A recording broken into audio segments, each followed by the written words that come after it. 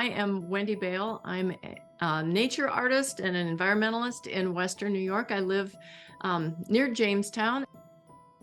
I work in many different media, and I love working with rock paper. So I love this opportunity to get to show you some of the techniques that I do, and something that's near and dear to my heart is birds. And so I'm very, very excited to be presenting that to you tonight. And I'm also excited to be presenting with my co-host here, who is Molly Gross, and she is the co-founder of RockPaper.store, which is where we get our rock papers, where your kits came from. And it is a very small business, but does a bang up job of customer service and gets all these things out to us, and with a very personal touch. We're gonna go over the supplies in just a minute here, and then we're gonna get cutting right away because we've got a lot to get through. And tonight I'm actually going to be making the project along with you. I will demo the entire thing start to finish. We can do the unboxing first. All right, we'll start with you have one sheet of black paper. You have actually, and then another smaller piece of black paper that's black on one side and has black and white on the other side. You have a piece of foam core, an embossing tool, a tape dispenser, the piece of blue paper, and your template. So anyway, before we let me get this stuff out of the way, because I want to show you a few other things that you can use that will be helpful for making this project. And then I'm going to talk for about maybe 5 minutes. I'm going to run you through some examples of some other work of birds, and I wanted to give you an idea of some other things that would be useful. So if you don't happen to have them close by, that'll give you a few minutes while I'm talking before we get started. You need something to cut with. So I have an assortment of scissors here. You literally can do this project with plain old household scissors. You do not need fancy scissors. I personally am kind of fond of using a pair of scissors like this. It's a little easier on my hands. So I think that's what I'm going to use tonight. But I also like using these little guys as well. So I kind of trade off because it's easier on my hands. I also use a knife pretty often, but tonight for this project, I think I'm just going to be using scissors.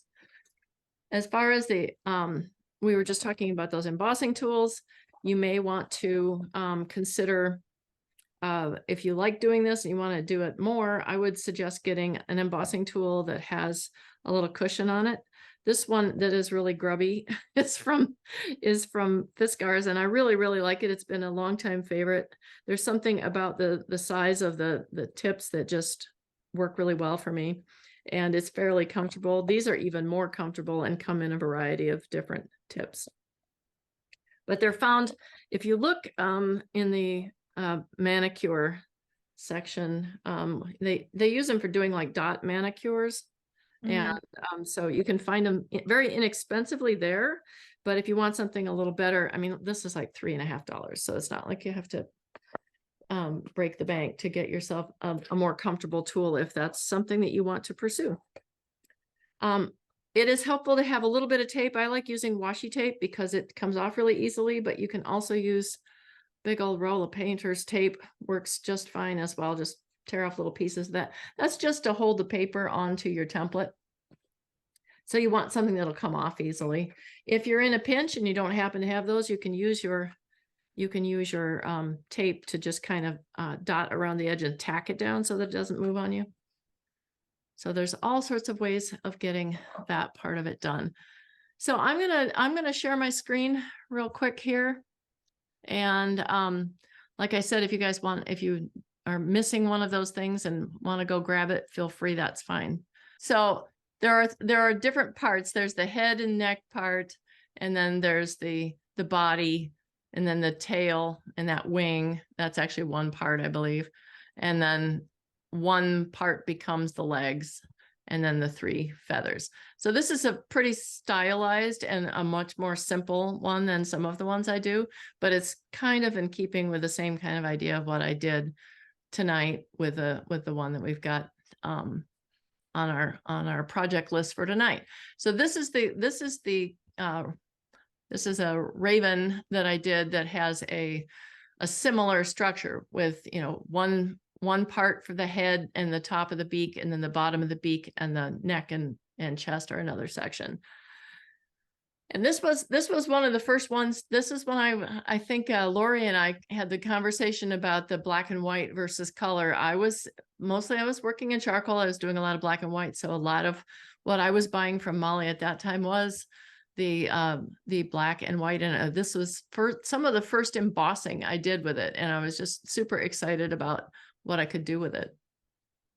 Molly will be the first to tell you that rock paper is not the only thing in your toolbox as far as paper goes. So I am going to show you some things that are made with other papers, but I really wanted you to pay attention to the structure, because if you want to do these yourself, different birds have different personalities and different shapes and different things that you want to accentuate. So regardless of whether you're using a template or designing your own, it is still sort of the same structure in that you just kind of build up the layers. You take of either a photograph or a sketch or something that you've done, and then you can draw it out and kind of give yourself an idea like what parts you want to come forward. Like in this duck, you want the breast to come forward and you want the wing and the body to move back. So it's layered up to do that. And you can, and speaking of layered up, this is a layered paper cut that was that has 2 layers. It was cut through 2 layers of paper. And there's a little bit of kozo that's been added here because I thought that the crispness of the paper didn't really speak to the softness of the owl. So I wanted to have that juxtaposition in there. And then here's another raven that's got maybe a little bit more going on than what we're going to do, because I have added some of this fuzzy kozo and things which is certainly something you can think about adding to yours. But you'll notice these talons. We'll be doing something similar to that tonight to make the talons for our bird. This has got a number of different papers in it. At the time, this one has a vellum center in it. If I were going to do this today, I would not have used vellum. I would have used rock paper because it would have been prettier. But live and learn. And this is one of my most recent pieces. I did a series of things that were in a show in January, and this was one of them. And I put it in here because the raven has got some of the similar shapes and things that we're doing. I did the beak treatment a little bit differently, but again, you've got a piece for the head, you've got a piece for the back. One piece becomes both wings, and then one piece for the tail. And all of these things are going to get embossed. That's what we're going to be doing tonight, is getting all that nice embossment in there so that you can get those details in there without having to actually do each and every feather as a separate cut piece. I have seen people that do that, and more power to them. But I think with embossing, you can get a lot of that without having to do all that tedious cutting. So this is probably the most elaborate piece I've ever done. I put this picture of me in here with it so you could get an idea how big it is. But this is a piece that is, I think, 2 by 3 feet. And that's definitely the largest I've ever done. But here, I did do a lot of individual feathers or little groups of feathers in many, many, many different kinds of paper. And so I really enjoy getting all the variety of paper in there. So rock paper is a good thing to add to your toolbox. And that leads us to tonight's project, which is this one. And we'll get cutting. You're going to be needing right away, you're going to need your foam core. This is a little bit different than if you took one of the other classes recently. Some of those we did a lot where we had the template on the bottom and then we put the paper on top. But obviously with the black, that's not going to work, but that's never fear. It's not a problem. You can just use the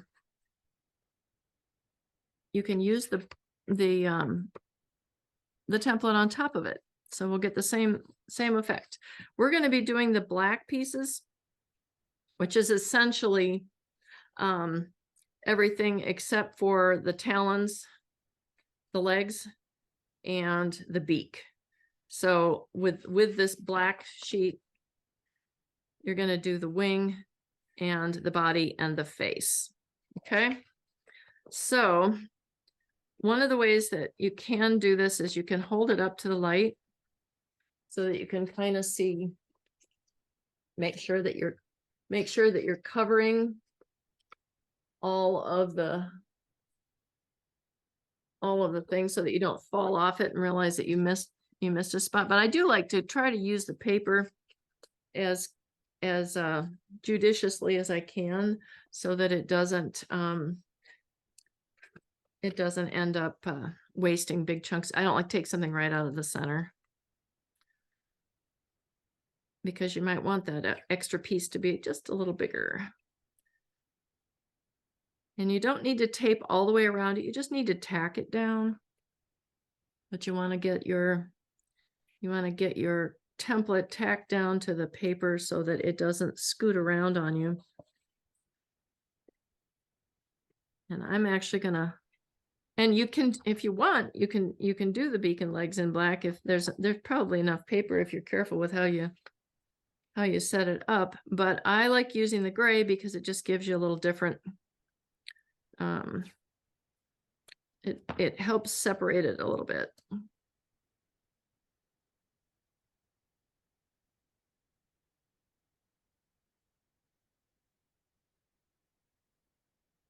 So in doing this, I have given you some general guidelines of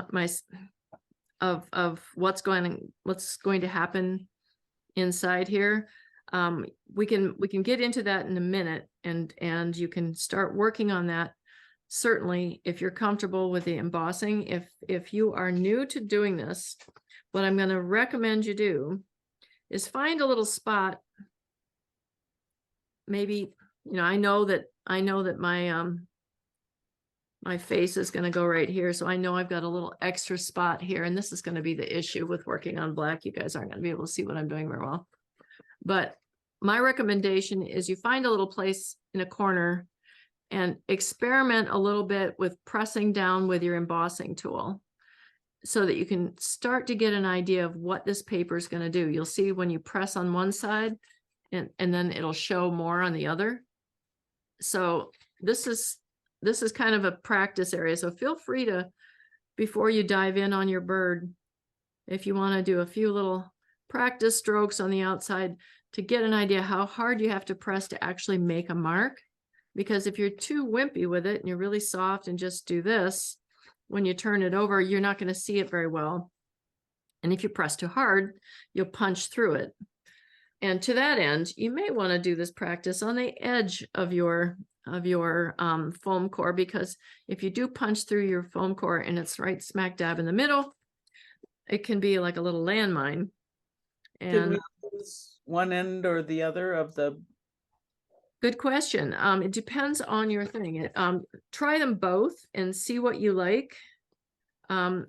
Sometimes there's a really skinny one and sometimes there's a fat one, depending on what you got, the luck of the draw, So I would suggest you just try them both and see which one gives you a line that you like better. But a little experiment on the edges, I think, is a good thing to do, because then you don't have to worry so much about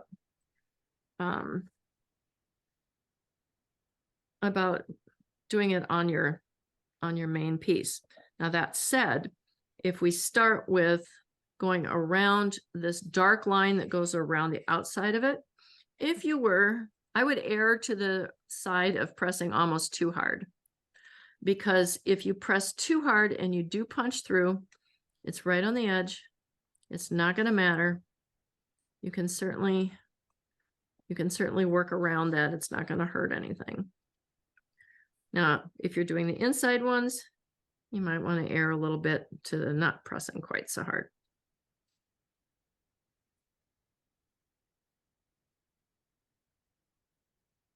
And I have seen some people when I've taught this have taped everything to their foam core. It's better not to, because you want to kind of be able to move this paper around to where it's comfortable. So the foam core can stay loose and you can just kind of try to stay on it.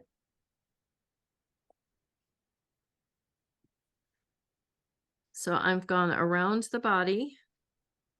And now before I move this paper, because I may move it, actually I may leave mine because that wing is pretty, I tucked it in there pretty tight on the template.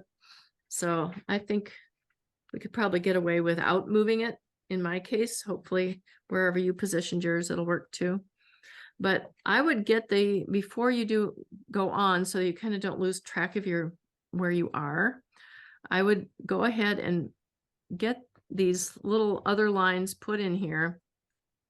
And you don't have to be real precise with them because you're going to be coming back later and being more, getting more of the detail in. But this will kind of lay out the groundwork as to where that embossment is going to need to go. So you know kind of the direction that the feathers lie. And I'm going to, this one happens to be going the other direction.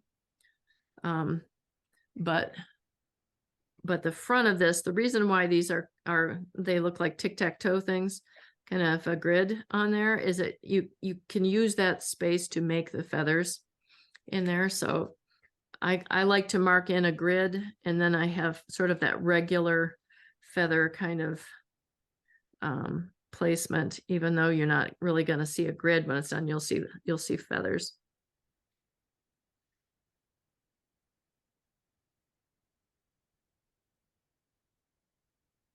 And then this guy has kind of a herringbone thing going on the tail.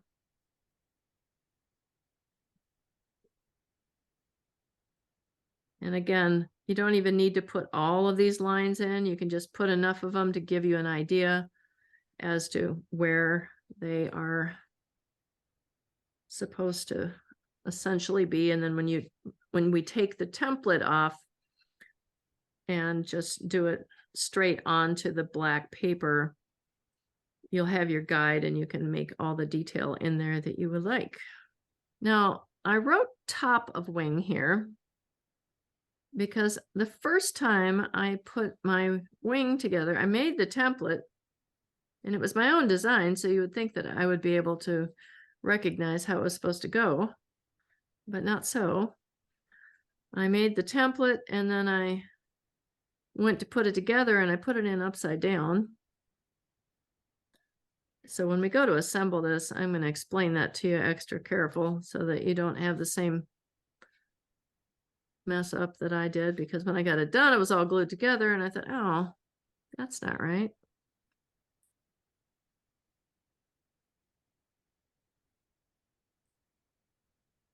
And a lot of these embossing lines are making the form and making the shape.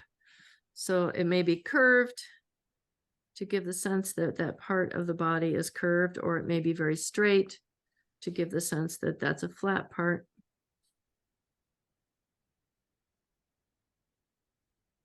Okay, so top of wing, body, and face. Now this face will look very weird. Looks like some kind of weird chicken head. I know that. Trust me. When we get it all cut up, it will work perfectly. And at least it did the first 3 times I did this, so. Let's hope. And those dotted lines on there are actually cut lines, but I'm embossing them in so that I can see the direction that they're going to go.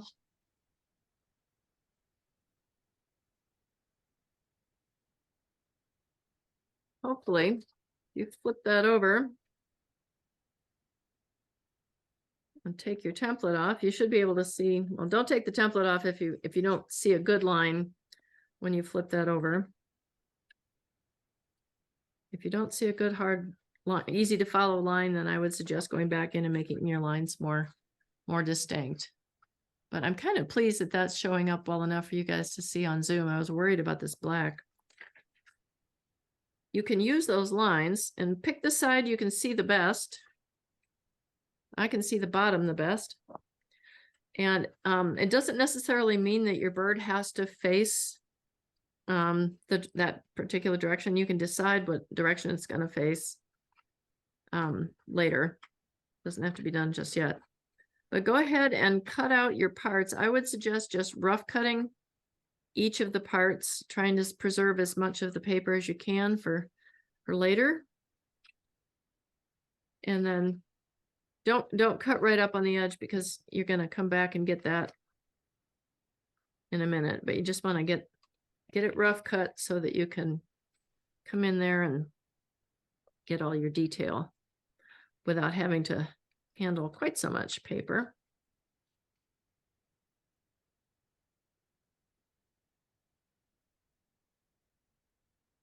And this would be a good time for me to mention, as I like to mention when you're cutting, most of the time, you're going to be cutting using the fulcrum part of the scissors, and make sure that you don't get too close to the end and do a lot of snipping. There is a place for that, and I'll show you where that can come in handy. But for doing your main cutting, you don't want to be going like snip, snip, snip, snip. You want to get down in there right into the throat of that pair of scissors and cut around your line. So you can either cut right on the line, or if you like, you can leave a little bit of a margin. I think tonight I'm just going to cut straight on that line.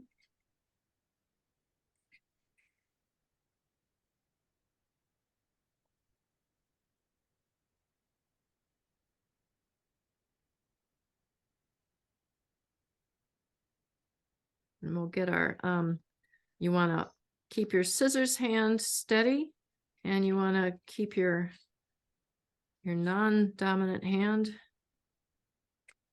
is the one that does the moving. Which I know that many of you have been paper cutters a lot longer than I have, and that is definitely preaching to the choir, but you never know. There might be somebody watching this video later that doesn't know that, and that'll be their aha moment. I'll say, oh, I've been doing that wrong all this time.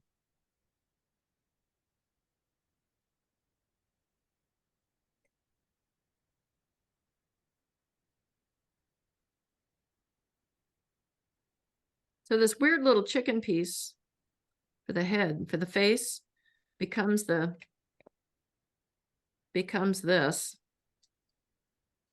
and becomes very a much more raven-like. It's not, it looks kind of funny when you look at it just as the template, but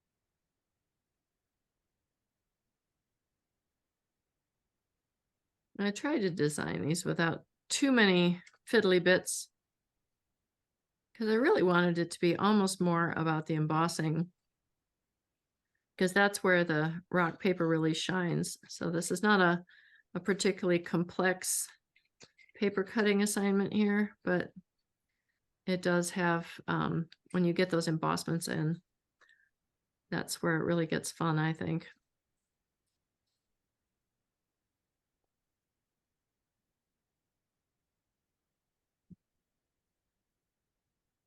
And this part of the beak that's on the body of this bird is actually going to be the back of the beak. It'll be like the inside of the beak. We're going to use that gray paper to make the actual beak. So this will just be like the inside. As I'm looking at mine, I'm trying to decide, do I want him to face left, or do I want him to face right? I think I want him facing this way. Molly, you were telling me that there isn't a whole lot of control in how to do this type of thing with the paper. Right. Yeah, it just kind of happens. Wow.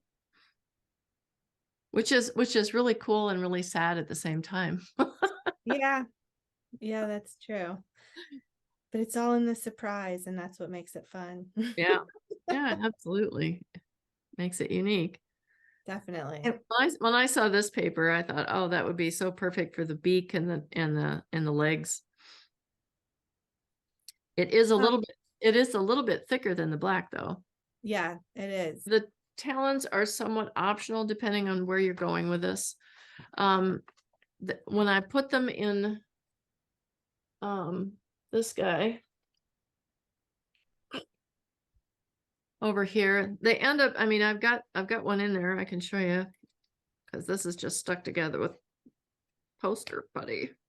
So his talon is in there, but I mean, the leg is in there, but I don't know that it was really that useful. So I kind of felt like if you're going to do the whole project like this, or even if you wanted to do, if you did the flower one and you wanted to do something, kind of jumping ahead here, but I want to kind of show you where we're headed. If I can find my other guy. Here you are. So like if you're going to do something like this, I mean, you might want to put like a claw or something hanging over the top if you wanted to incorporate the flowers and the raven, if that was your option. If you're just going to do the raven, I would suggest you probably want both of the legs. So I've given you an option of either a perching one or a kind of a clutching one, with the idea that or the open talon, I guess I called it. But you can kind of decide what your guy is going to do. Is the raven going to be, you know, standing, or is he going to be perching, and is he going to maybe have, you could have one of each. So at this point, kind of decide how you want it to be. If you want it to be one of each, then figure out how you can make it work on the paper that you have. But we definitely want the beak. You definitely, I think, want the beak. The beak can be black, but let me show you what it looks like when it's the gray. Oh yeah. It just stands out a little better. So I would suggest using the gray. You could use the black for the legs too, because once you emboss them, they're going to have kind of a gray look to them too. So if you feel like you're going to be cramping your style using the smaller piece of paper, then, you know, what I might even do is do one leg in gray and one leg in black, because then it would kind of look like it's behind it more. You know, like if I have the standing, if I was gonna do this one standing, let's say, and he's got one leg up, you could have one leg in black and one leg in gray. So that might look kind of good. Let's see if it fits on this piece of paper. Yay, it does. So I'm gonna do a little hybrid on my own and do one black and one gray. The other thing is, if you want to use the other side, if you want it all black, that gray sheet does come with black on the other side too. So you've got a lot of options for creativity on your own part.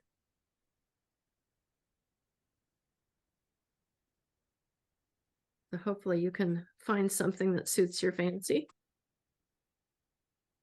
You may find when you're working with this gray paper, the heavier paper is sometimes a little trickier.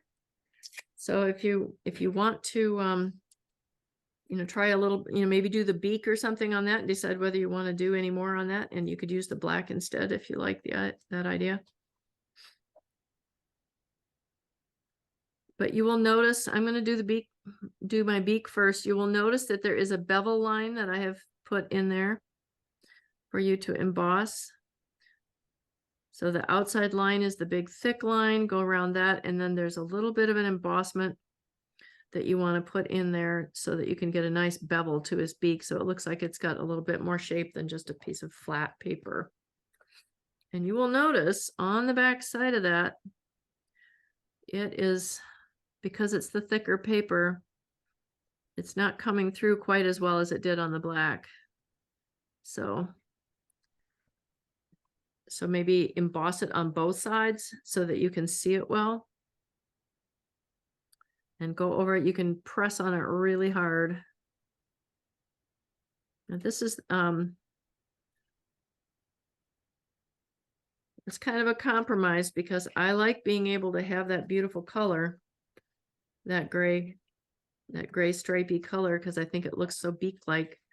But then it is a little bit tricky when it comes to seeing it in the embossment.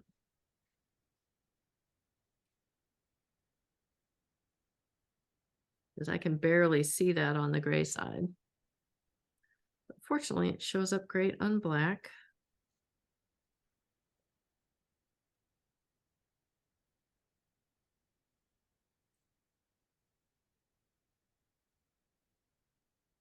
And this will be the outside of the beak, and then the part that has the body with the black part, that'll be sort of the inside of the mouth.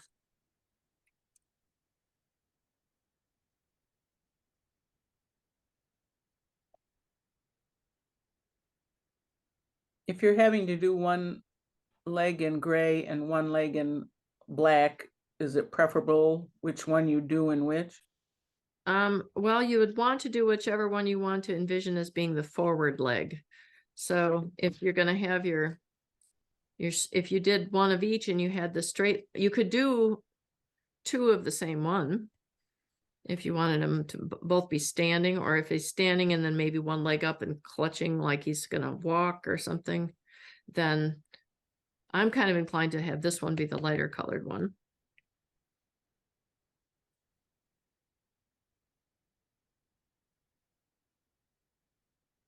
But you also want to think about, depending on the piece that you got, and as Molly just said, they're all different, and it's kind of however they end up, you want to have it somehow take advantage of the pattern if you can. So I'm kind of inclined, I think I'm going to go, I don't know, could go either way. There's so many cool different options. I guess I'm going to go this way.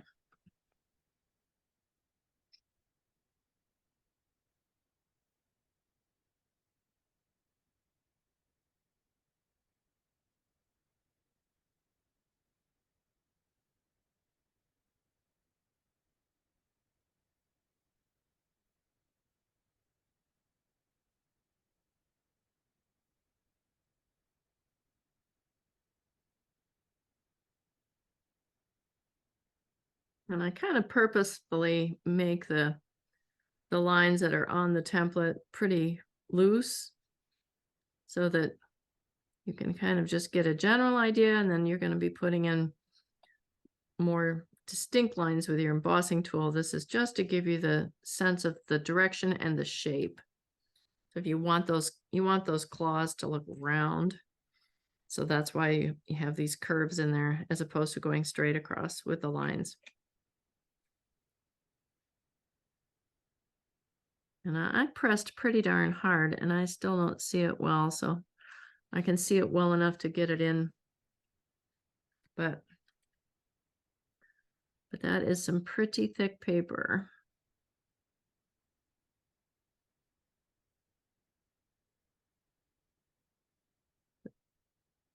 This is where you have to get a little aggressive with that on the thicker paper to get that to show up. There we go.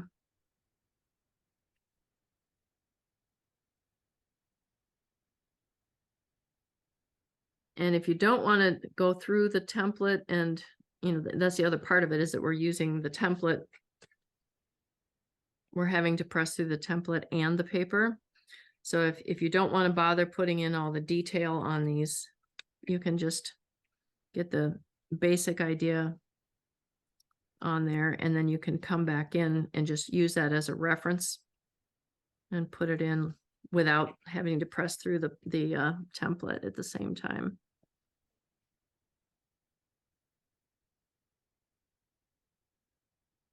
Yeah, it shows up. But definitely better on the back side, on the black side of this.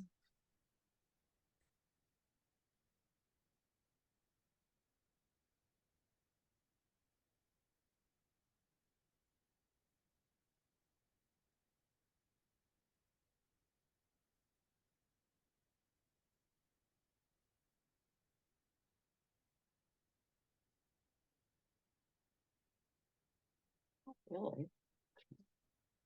Now I'm actually going to go ahead and do the detail cutting on this because I think it'll be easier to see where we want to emboss it on this dark paper.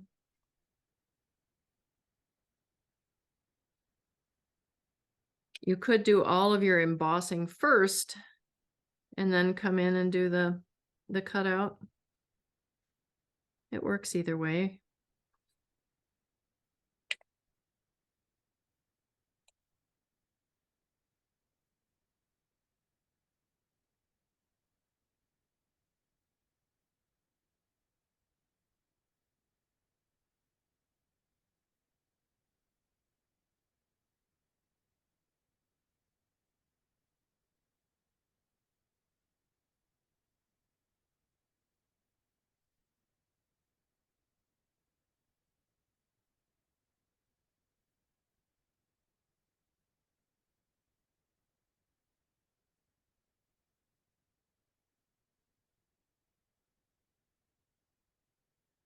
And I hope you guys all saved your packing material because that's one of the cool things about this. Is I love the paper that comes in with the packing. The envelopes are all made of rock paper, so all of that can be used.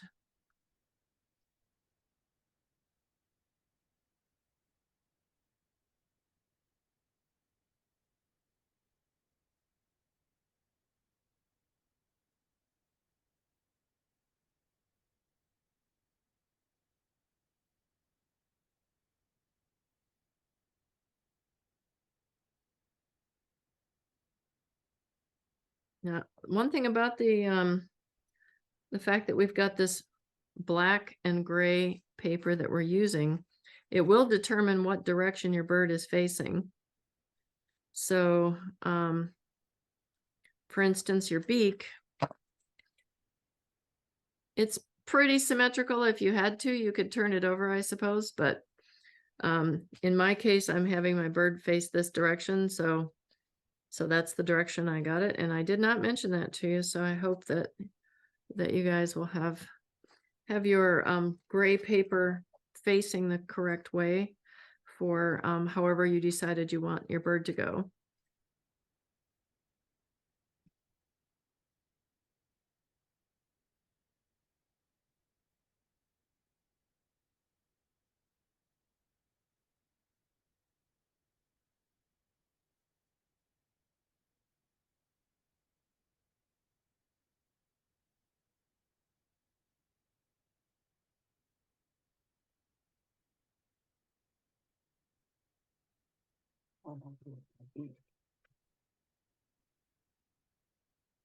Unfortunately, the beak is a small part, so if it didn't go the direction you want it to, hopefully you have enough to do another. Yeah, I kind of like it being the two different colors.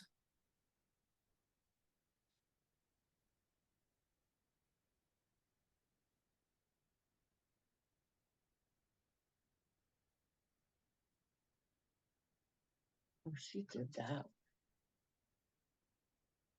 Okay, good. All right, so once you have all of those parts cut out, you should be able to kind of dry fit it together to get an idea before we get too far into it, so you can kind of see how it'll look very flat and kind of almost cartoonish at this point, but we'll get a little further along and we'll start giving him some life. I'm envisioning this guy maybe perched on a branch or something. So a leftover piece of black or some of the packing material, or maybe the backside, or even a strip of the gray could be his perch if we're going to do a perch.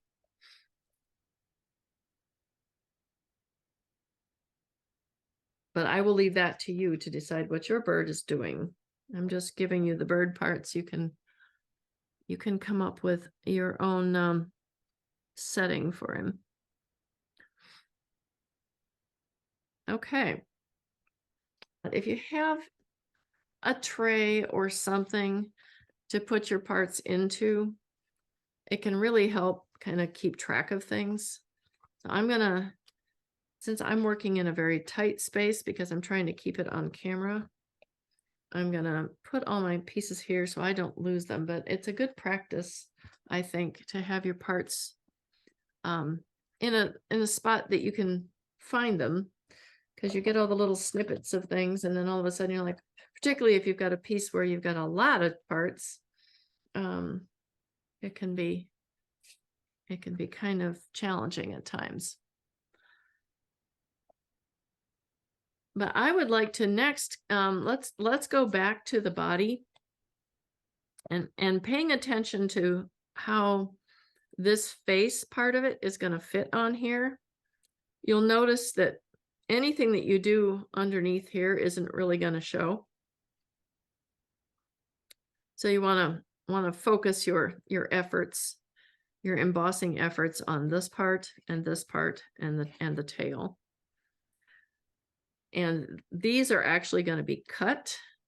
You'll have nice let me get this guy out again here. Those are going to be cut like this.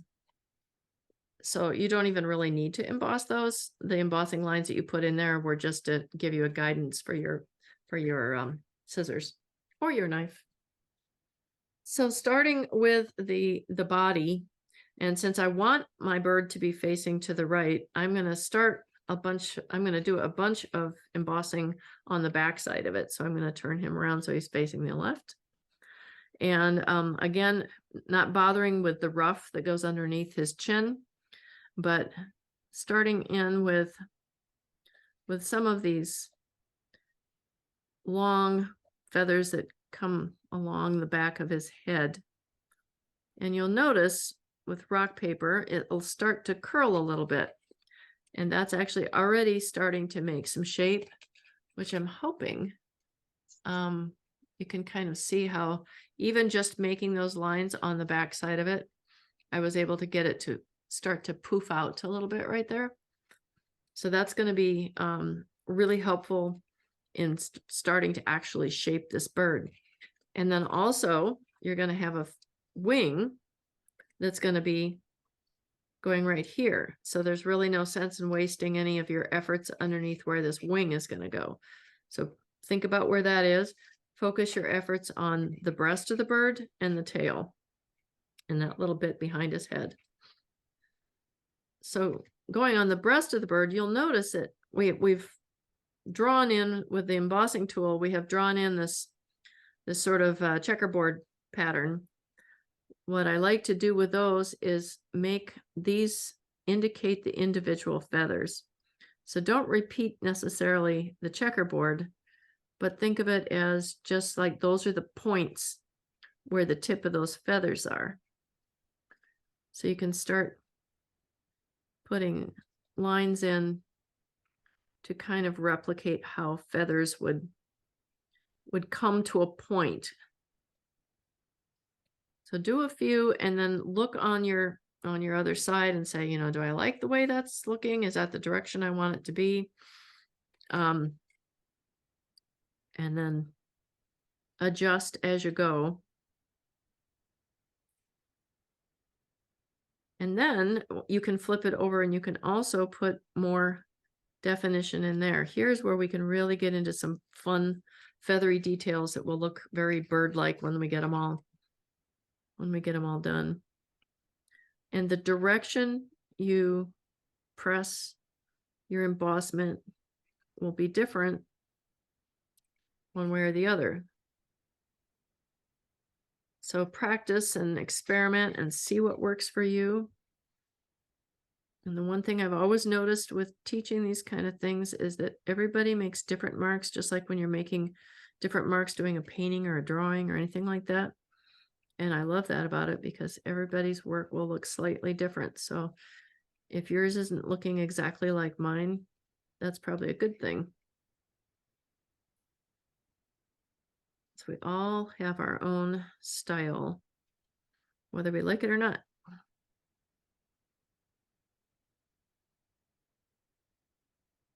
And if the paper buckles at all on you, just go the opposite direction but you do kind of want it to start to give you a little bit of shape.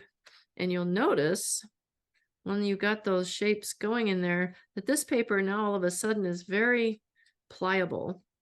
It's not as stiff as it was, and now it's much softer. And you can start to actually move things around a little bit and give it some shape and make it look like it's more rounded into the body and not just a flat piece of paper. Not that there's anything wrong with flat pieces of paper, but tonight we're doing paper sculpting.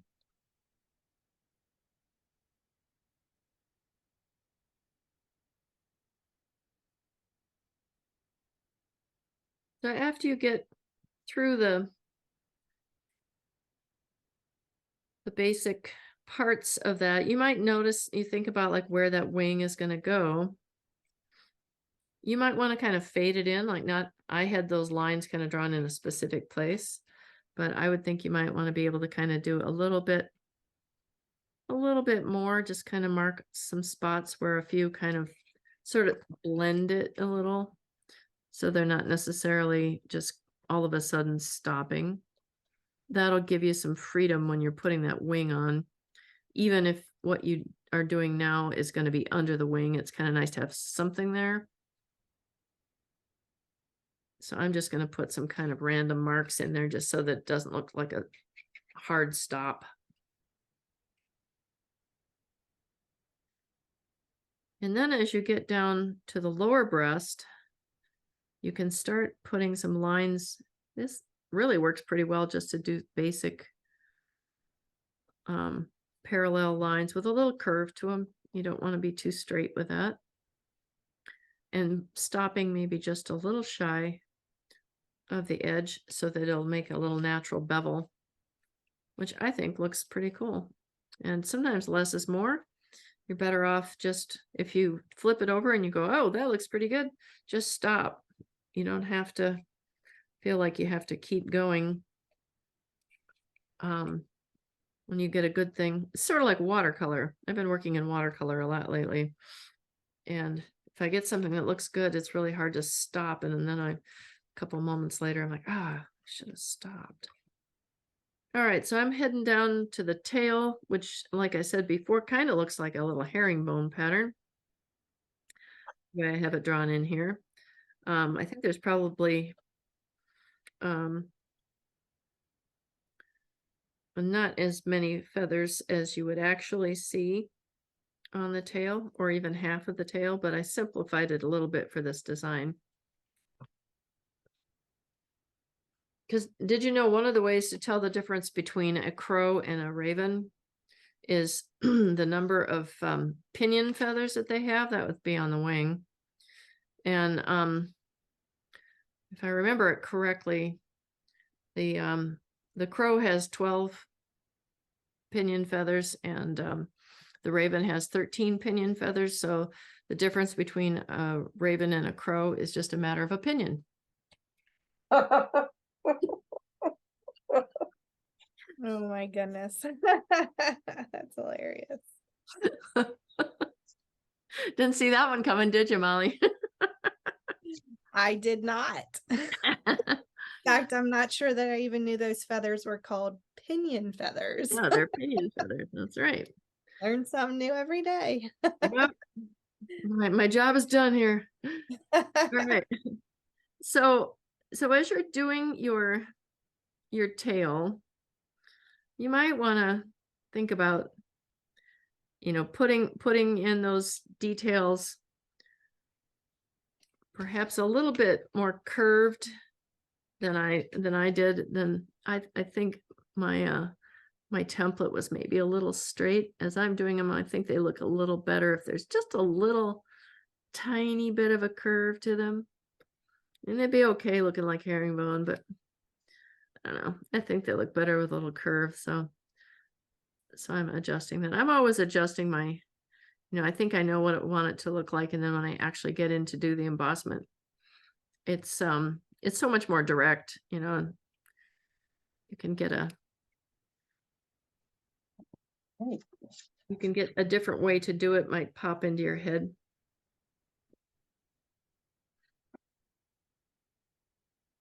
And then usually, it usually turns out that when I'm trying to teach it at the same time as doing it, it comes out a little differently. But I'm kind of going back. I like kind of going back and forth because you can get that sort of wavy, feathery look by going on one side and then embossing for a while, and then flipping it over and embossing the same thing. But giving it that shape is kind of nice. It gets that kind of wavy shape like feathers have.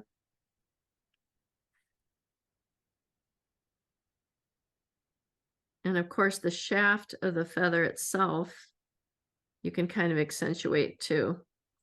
That'll make your tail look nice and well, feathery.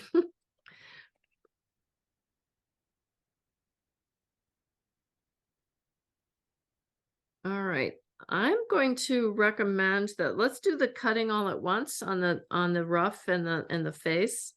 So I'm going to do the face next, which is really going to be pretty simple because it's just going to be accentuating his eye. I'm going to go on both sides of the eye, one inside the other, and that makes it kind of pop out. You have two ways of doing this. You can cut that eye out if you want, or you can just emboss it. Sometimes just the embossment looks pretty cool, and that might be enough. But you can always make the decision to cut it out later, so at least try going that way first. And then on the face, following those lines that are in the template, you'll get that sense of shape will come out of it just by pressing down on those and on the face lines. And then there's also a cheek that I always try to keep really poking out, because that is sort of the structure of their face, as they always have. Birds always have a little cheek that shows there, which helps keep that shape.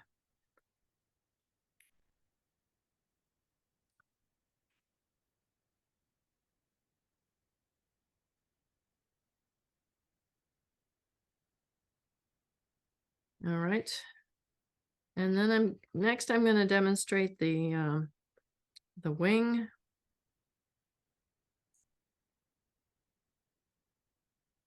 And you'll notice that the top of the wing is actually, this in many of my paper sculptures, this would be a separate piece, but I didn't want to have so many pieces on this. So I did it all in one piece, but really accentuate that, that grouping of feathers that is on the hump of the wing. And, you know, that leading the shoulder, I guess that's his shoulder, isn't it? You kind of want to accentuate that, and then you'll notice that I did that sort of herringbone pattern, or not herringbone, but the checkerboard thing, only using a little bit more of a curve. So think of these as individual feathers that are lopping over his shoulder. So you can kind of mark those out, and then come back on your come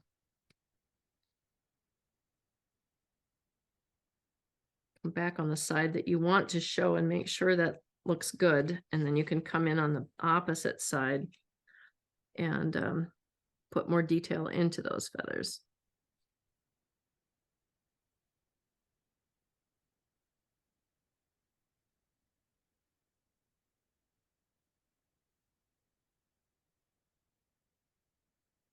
And always be flipping it over and checking and seeing what result you're getting. If you like it, keep doing it. And if you don't like it, make adjustments.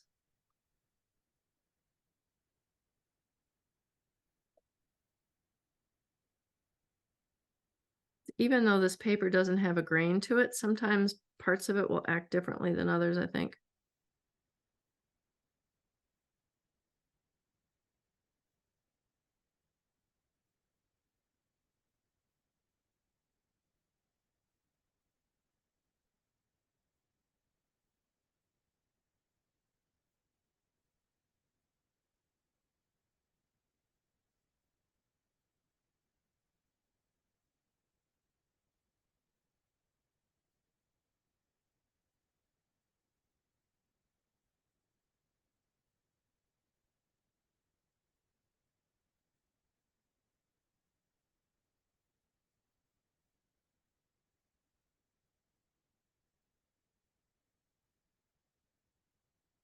I increased my lights tonight because I was using this black paper, and actually pretty pleased that it shows up as well as it did. Those embossments sometimes are pretty subtle on black, but I entertained the idea of maybe doing mine using the blue paper, but I didn't want him to look like a bluebird. But that said, you can take this template and make adjustments to it and make a lot of different birds out of it. Make the beak slightly smaller and a little less rough, and you've got yourself a crow. You could do the same thing with another corvid and put more of a crest on it. You could make a blue jay.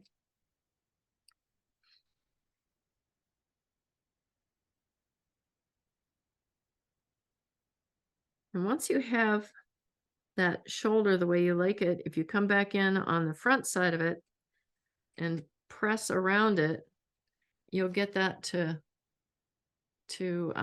make it much more distinct around the edges and make that whole shoulder part kind of pop up nicely. And then you'll notice this part here, this kind of weird little skinny part that's right behind the wing. That part is actually supposed to be the opposite wing, because it would be coming in that spot. So I like to have that part be done from the front, and so that you get this kind of opposite effect. So you've got the shoulder part is convex, and then the little extra wing back there is concave.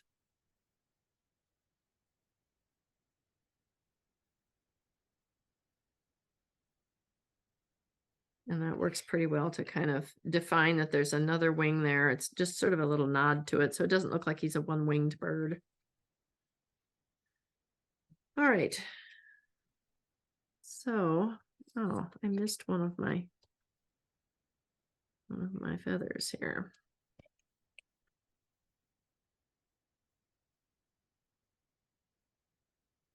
So on the wing itself with these long flight feathers, there's a couple of ways to approach this. You could put in a bunch of detail on it if you want, or you could keep it kind of simple. And I honestly kind of like it better simple, because I think if you've done like me and you have a whole bunch of detail on the tail, it's kind of nice to have this look different. You want your paper sculpture to have different areas of interest, like some parts you want it to be really active and a lot going on. If you have it the same all over, then your paper sculpture is more uninteresting to look at. So I kind of like just doing the straight lines. You can do a few more of them perhaps, because I think there's more feathers than what I'm showing here in the template. You could certainly put in a few more lines, but I wouldn't try and put in all the little barbs on the feathers, because I think it will make it look more cluttery, for lack of a better word. And then maybe come in here and there on the other side to flatten it back out. So that is the way I would recommend doing that, but your mileage may vary.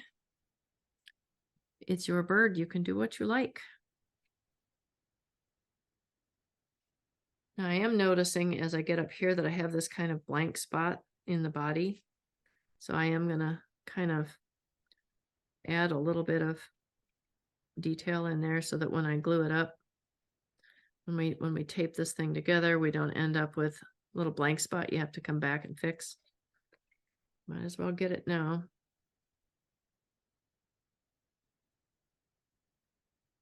Now we have done the embossing, all the black parts, or at least a good round of them. You can always come back in and do more.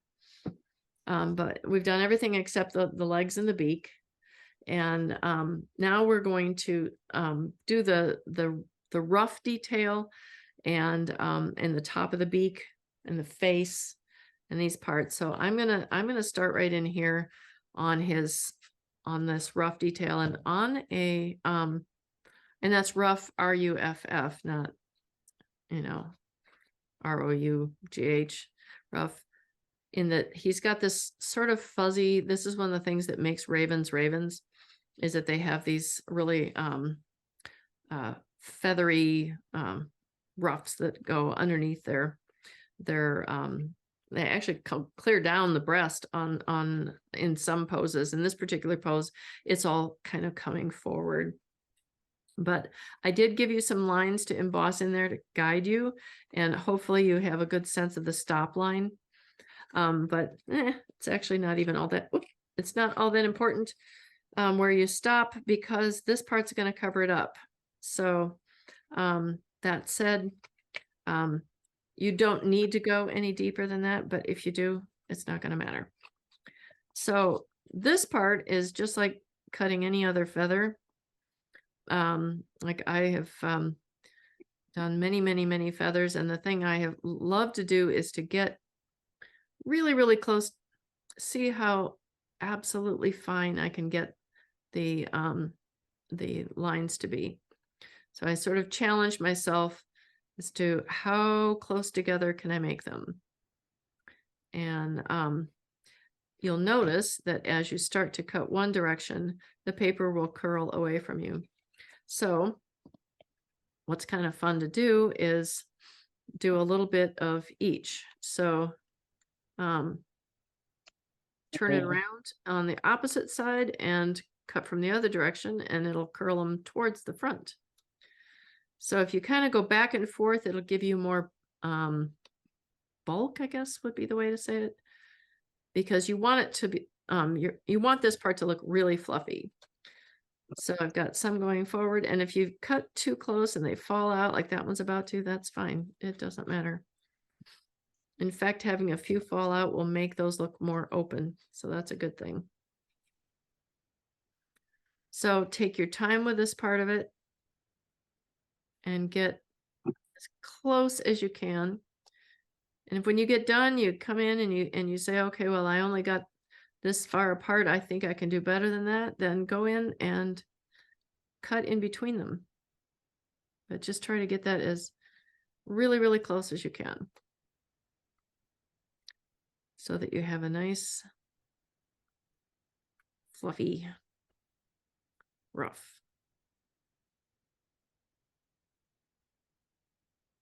And if you don't like the direction they're going, like these happen to be going down, and I'm thinking they might look better if they were going up, you can take your fingers and you can tell them that's not the way you're going, buddy, and make them go the other way.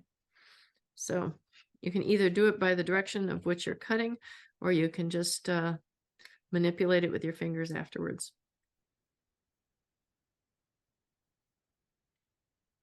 So you remember the beginning of this conversation about cutting, I talked about not using the tips of the scissors, but I said there's a place to do that.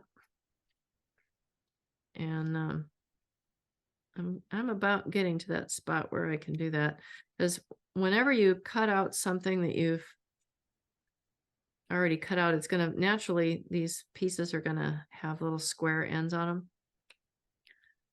which is fine.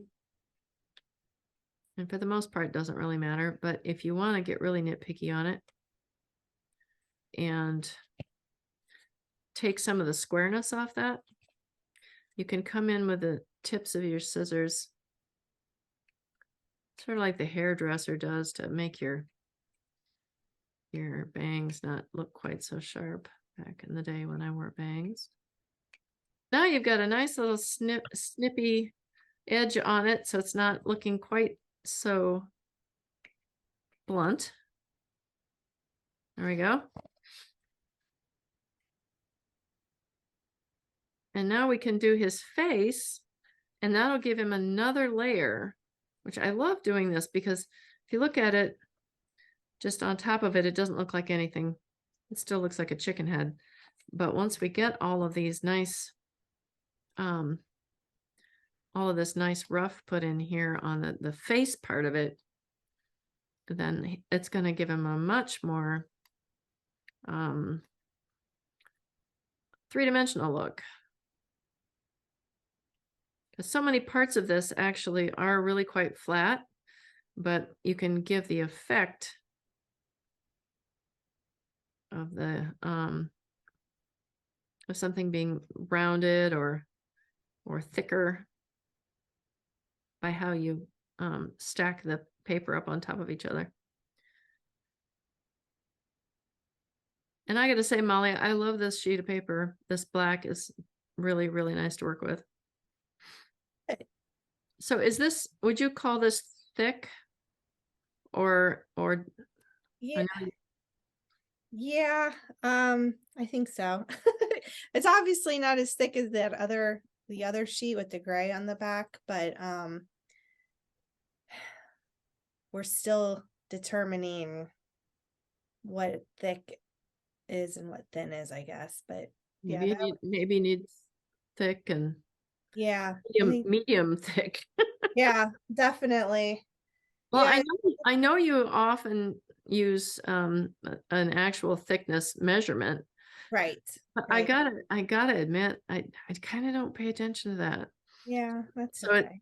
it's hard to, I mean, I could see where it would be useful for you guys, but it's hard, particularly, all those years of buying paper Mhm. that is by weight, Right. so it makes it Yeah. is a little different. Yeah, unfortunately we can't do that because rock paper weighs more. Yeah. I know you could say, oh yeah, it's a 90-pound paper. Uh-huh. But it's actually very thin. Right. Or it's very thin. Yeah, yeah, exactly. So it's a struggle, Yeah. to say the least. I So can say that. I can always tell. I mean, when it's a box coming from you, it's like, oh, that's a heavy one. yeah, yeah, definitely. The post office likes us though. Oh yeah, I bet they do. I'll bet they do. So I was on my particular bird face, I'm kind of happy with what happened here, so I'm not going to cut into this at all. But if you didn't get a result that you are in love with, you can definitely make some cuts on the back of his head. That is going to go on here. And you can use the eyes to kind of line up to figure out where it's going to go. But I think I'm going to leave mine the way it is because I was able to get kind of a nice curve there. But that's sort of luck of the draw. Sometimes it works out better than others. So on the top of their beak, there's these really weird bristly, I think they actually call them bristles, that we're gonna just cut these in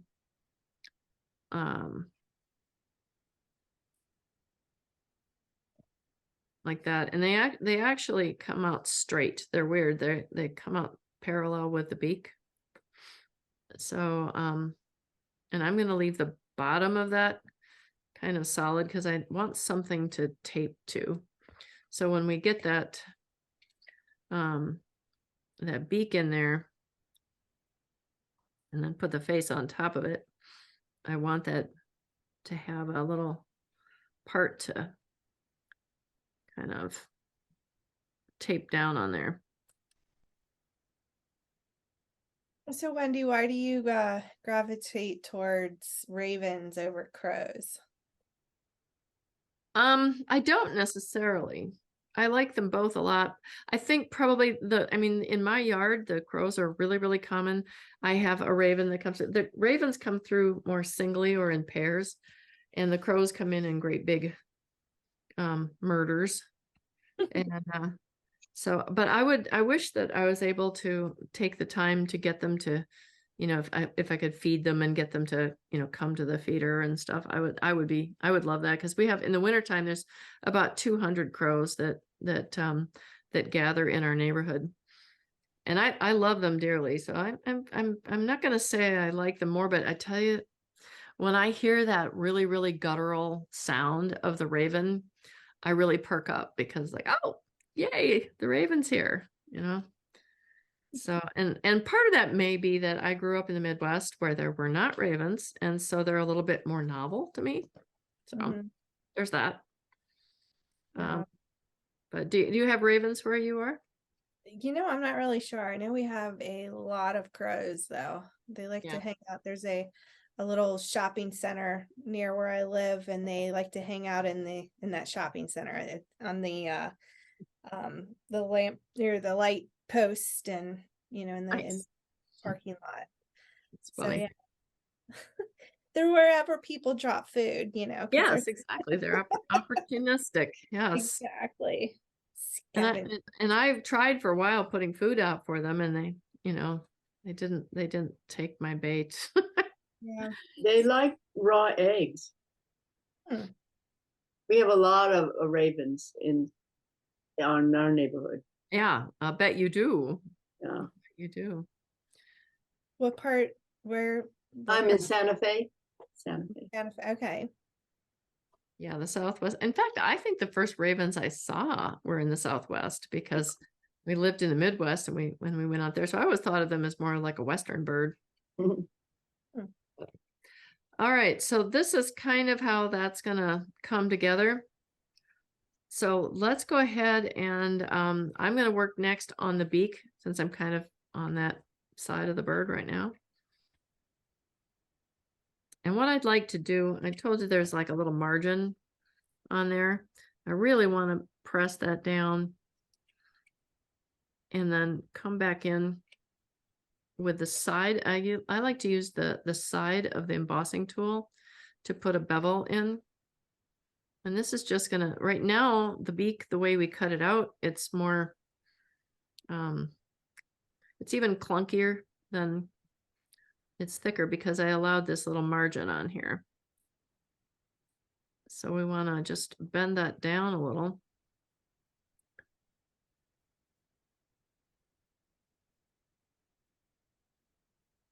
So that the beak has a little bit more of a ridge. You don't really need to make it look round, just beveled.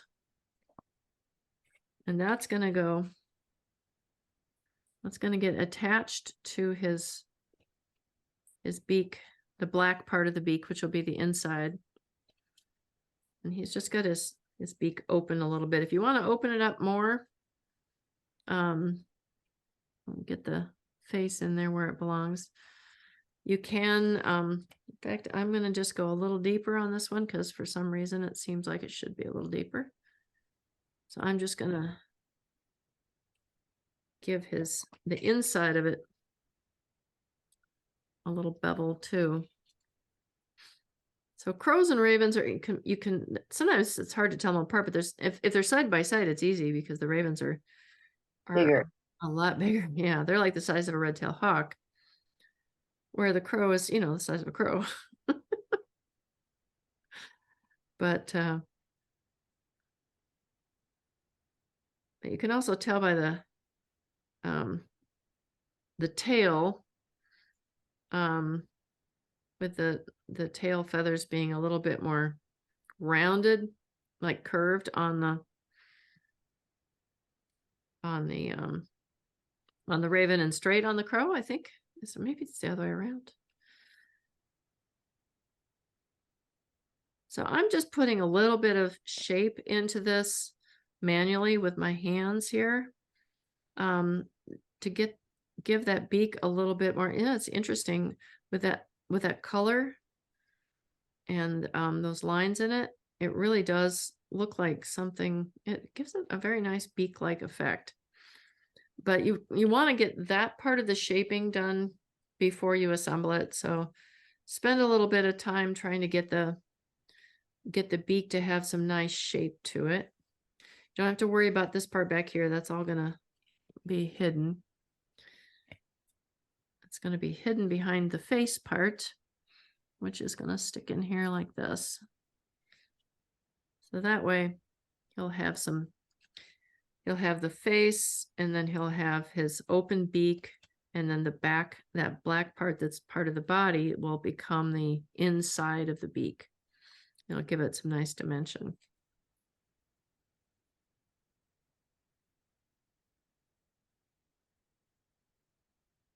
I'm really wanting to lift that up this way.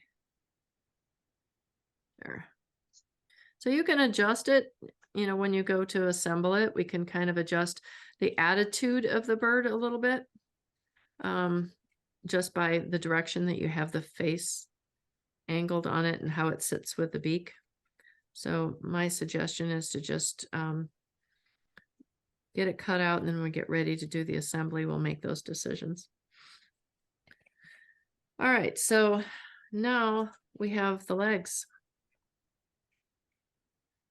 And I'm gonna tackle the gray one first. I think it's gonna be less likely to hold the embossment quite as much as I'm gonna have this out as my reference. I can find my piece and take tape off it.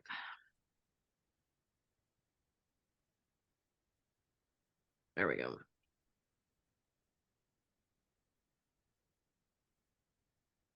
So this is how my the reference is going to be on it to give the lines on there, but I'm going to be making them on the back side and getting them to press out, because I want this to look kind of round, like the talons would be, and like it's almost skeletal. You know, it's almost like doing a skeleton. I love doing bird feet because they're just like skeletons. They don't really have any meat on them. They're just bones and skin.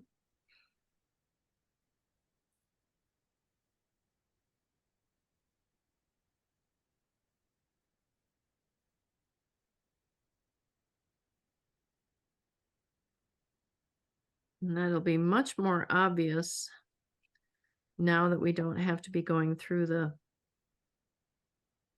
template. So on these thicker pieces of paper, it does work better not using the template. You know, you have to use it to get the idea, but then once you've got the basic idea, then you can get rid of that and put your lines in more freehand.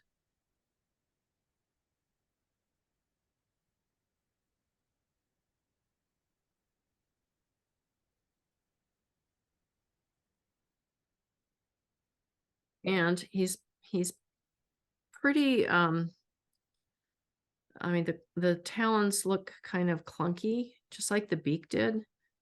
So this is the part where you kind of want to use your fingers to manipulate it and tweak those. You want to tweak the actual claws, which would mean get your embossment in on the back side and then tweak it with your fingers to get that to be more sharp and thinner,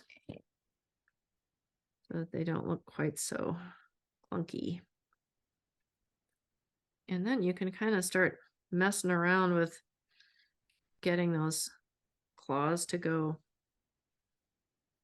in a more natural, instead of being a flat thing. You can lay them down so that the top of the foot has more of a curve to it. And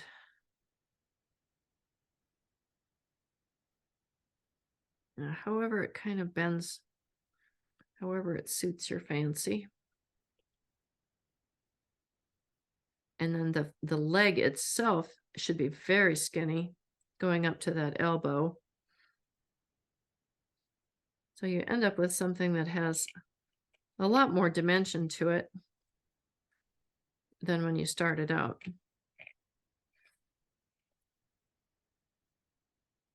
And that will look much better on our bird than if we had this big, thick, flat thing. And if you want to, actually in this case, sometimes I put more detail into the embossing, but I think because the thicker paper doesn't take the embossment quite as well, I think it's almost more fun to put the effort into the shaping, because the thick paper is really nice for shaping, because it will kind of almost work want to say like fabric or something. It sculpts nicely. So anyway, you can kind of get, everybody's is going to look different, and I can do 3 in a row, and each one will look different too. So that's kind of half the fun. And then on the black one, you'll be able to get that to actually emboss much more in much more detail. But think about what parts are coming forward. So you want like those little knuckly things on the that are right above the claws. I like to have those go forward and then press on the other side to have the rest of the toe go in. So it gives it a little bit more dimension.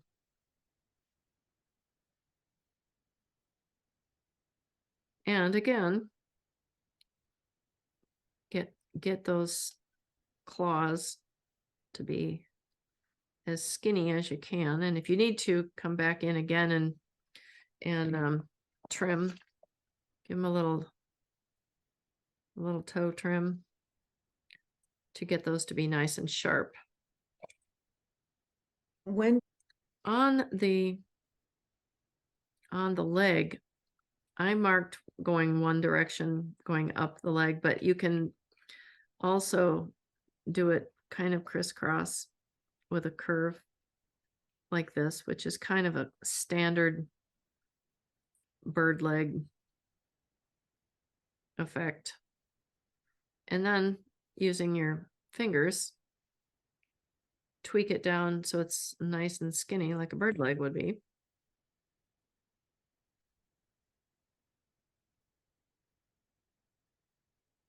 I'm going to give it a little bit more shape. And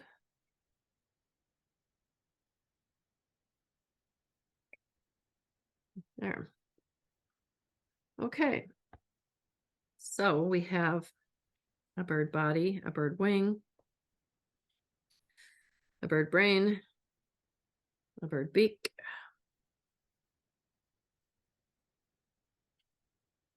and one straight black leg and one curved. You're like, oh, I'm so glad I did one dark and one light. In fact, what I'll do is I'll talk a little bit, maybe while people are kind of finishing up here, I'll talk a little bit about some options. Molly and I have discussed many, many times different types of adhesives we can use. And we settled on this one for these projects because we found it really does work nicely. I've used like cheap double stick tape and it doesn't work at all. We do know that the low setting of the hot glue gun will work well. I love using those foam. They make them for scrapbooking and stuff. They're like little foam sticky things. I love using those because they stick really nice on the rock paper. So there's a lot of different ways that you can assemble your things. And I got to tell you, I have been using just plain old poster putty in doing these because I was making them in different ways, and it actually works really well. So I mean, you can try many different things. Regular white glue isn't going to work well, and there are some other kinds of glue that you think might work well but don't seem to be as effective or have drawbacks like the E6000, which I've recently been using for another project a lot. We went through like 4 tubes of it in the last few days, and that stuff smells so nasty. So this is nice just because it's clean. You don't have to worry about getting glue all over the place. If you make a mistake with it, you can rub it off. So, but it is permanent. So I think our choice in adhesive for this project is a really good one.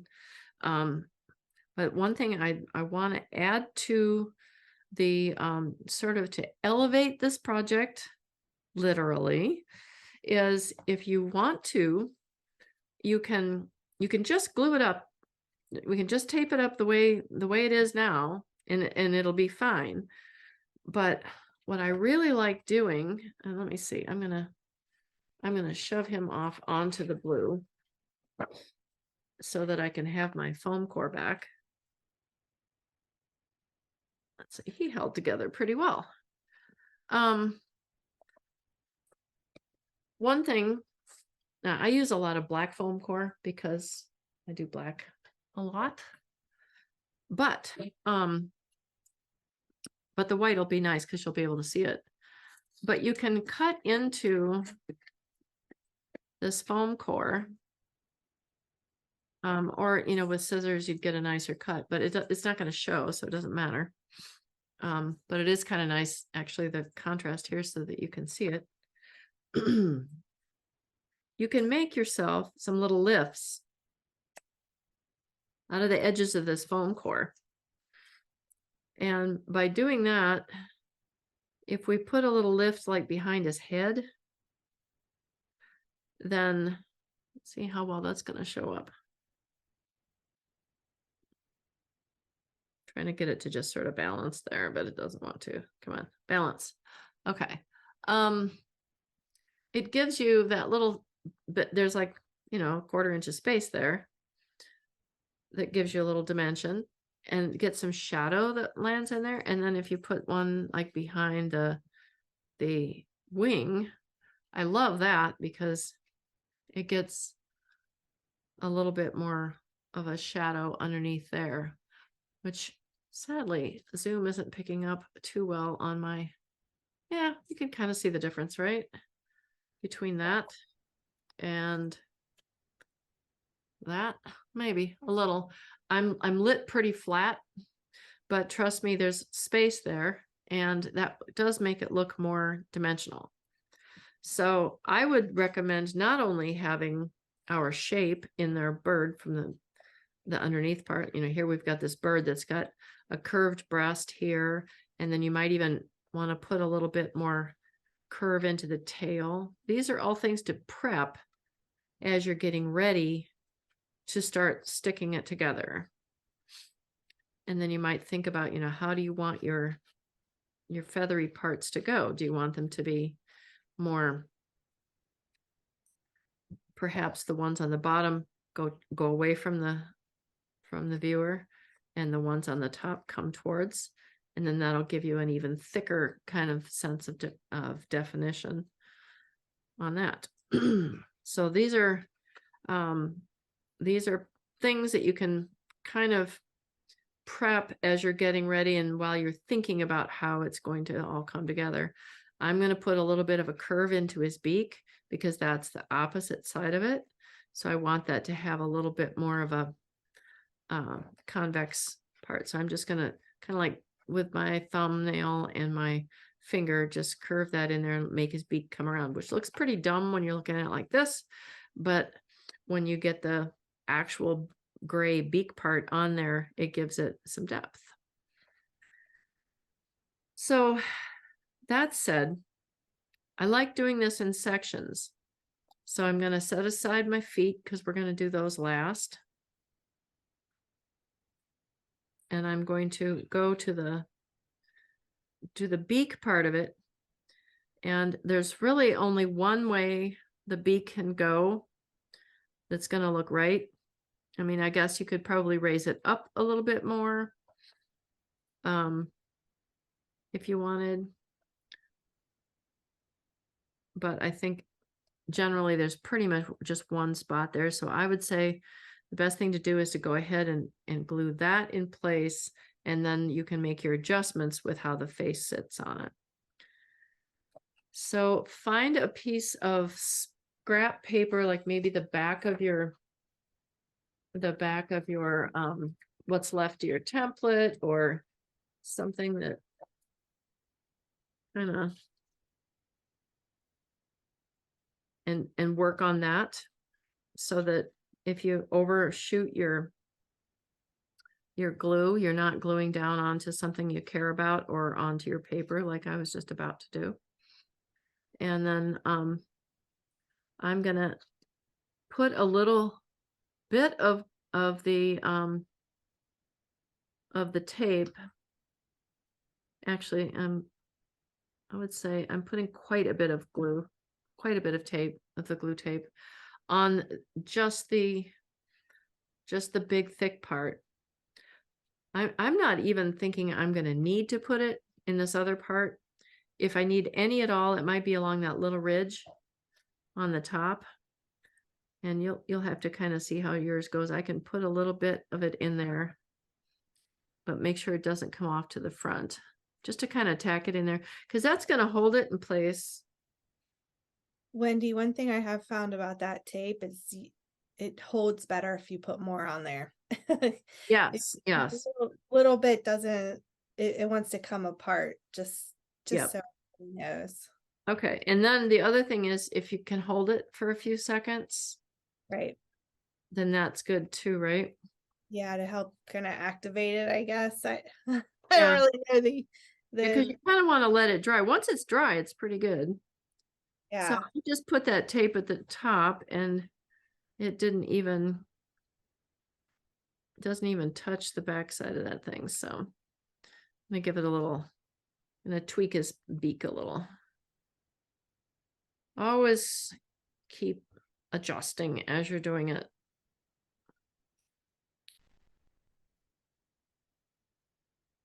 Yeah, that's a good insight, Molly, is to be generous with the tape.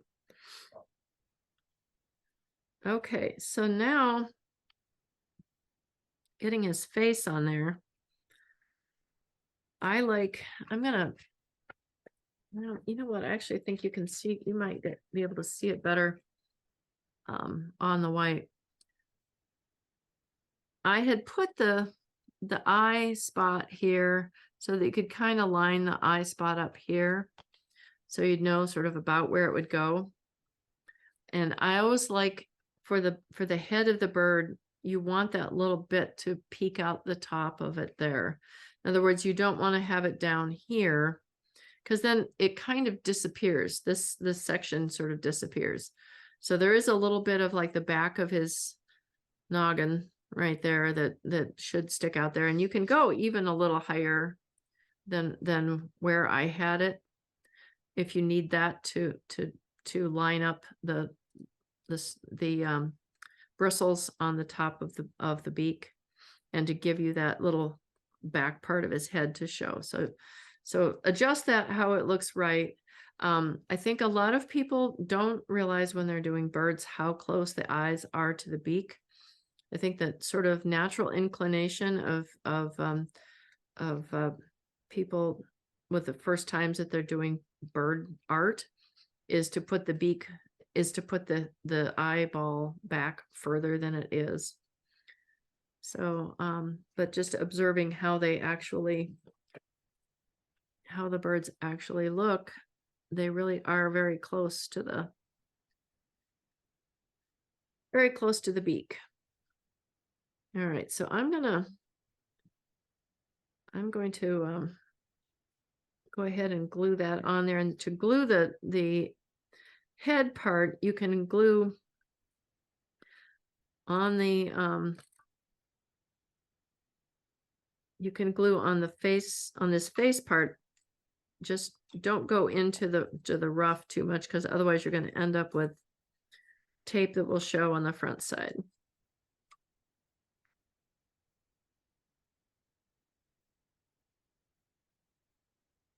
Another option, if you have a paper punch and you want to, you can punch that eye out.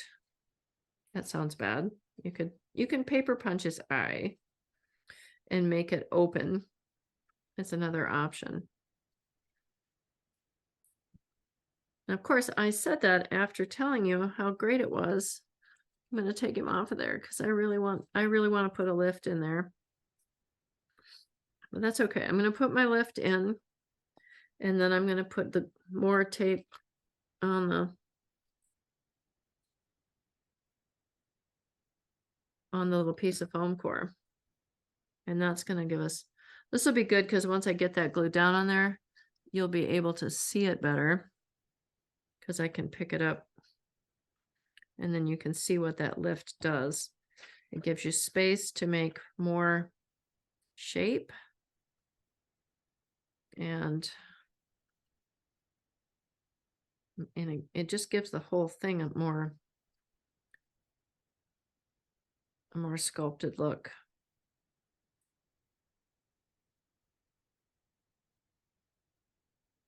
So have you ever made a bird that or out of rock paper that's more three-dimensional instead of this is like This is more like bas relief, isn't it? yeah. Well, no, I haven't. And it's kind of on my list of things to do. I actually bought one of those Domestica classes on making what I thought was going to be making three-dimensional birds. And then the class turned out to be making something completely different. I was sort of bummed because yeah, I'd like to explore that. But yeah, I think as you can see here, there's some dimension Mhm. happening, and you know that there's the foam core in there. Of course, that won't show from the front, but it will give you a much more I don't know, it's more expressive or something. Just getting Right. that extra dimension in there. And then you can play around with those. I kind of like it when some of them come out like that so that you have the spaces in between, particularly when you've got a couple layers. Yeah, it's more realistic that way. Yeah. Yeah. So then if you wanted to, you could certainly build up underneath the body of the bird, depending on what you're going to be doing with it. It's holding up pretty well just like this, but if you're going to be attaching it, you might want to put, you can even layer these one on top of another, which I think I'm going to go ahead and cut a piece to do that. Molly, you sent such a lovely piece of foam core. I kind of hate doing this to it, but That's okay. well, I wanted to work with things that people had at hand, and that was part of the kit, so it kind of made sense. That's fine. I don't want them back, so that's okay. We don't have to return them. That's good. No, no, not this time. Yeah, you got this is a nice big sturdy piece, which works great for this because you kind of want that. You Mhm. want that depth. So I'm going to suggest, at least for my guy, I'm gonna put a couple layers there, because the nice thing about that is that now when you glue it down, it's got some room for the paper itself to do some of this manipulating around the edges and curving and making it look more sculptural. So I'm gonna just go ahead and put a bunch of tape on that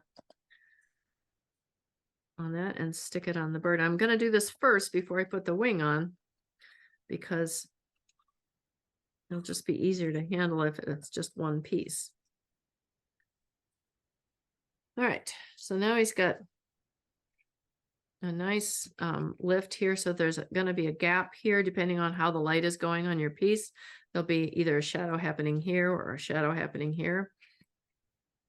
And it's all that light play, the shadows, that are going to make your sculptures really sing. And you can make his neck a little bit narrower so that the head pops a little bit more. And then the wing itself, I'm going to give him another lift. Now, this is a bit of a cautionary tale. Depending on how you're planning on displaying this. If you're going to put this in a shadow box that only has, let's say, an inch, like if you want to put it behind, there's all kinds of things how we can display these. But if you're planning on putting it under glass or under a piece of plexi and it's going to be mounted, be aware of how much depth you have to work with. Usually it's a little less than an inch. So you want to be aware of that so that your total isn't going to be more than an inch. And mine is measuring on my mat here. It looks like I'm good. One thing you can do if you screw up and like I have often done and end up being a little bit too thick, is you can just press it together and kind of remove the squish down the foam itself in the foam core, and you can sometimes save yourself that way. But anyway, so when you apply the little bit of, if you decide you want to do the lifts and you apply the foam to the wing, put it on that top part of his shoulder so that it will be lifting this part. So that this part here will be the part that's up. And then when you go to assemble that, pay attention to where this little part here that is the back wing is, and try to line that up with the tail, with the body, this top of the body. And then think about where that shoulder is gonna land. You don't want to be too far down and have the wing be the same length as the tail. You want to have the wing be shorter than the tail. So his shoulder can kind of go up a little bit. And it's nice to have that little bit of variation, particularly on a black piece like this. You want to have as much places for the different parts to break the line of the shape that you're working with. So in this case, if it were just the body and the head and the wing and the body were all lined up, it wouldn't have as much definition. So that's sort of the objective there.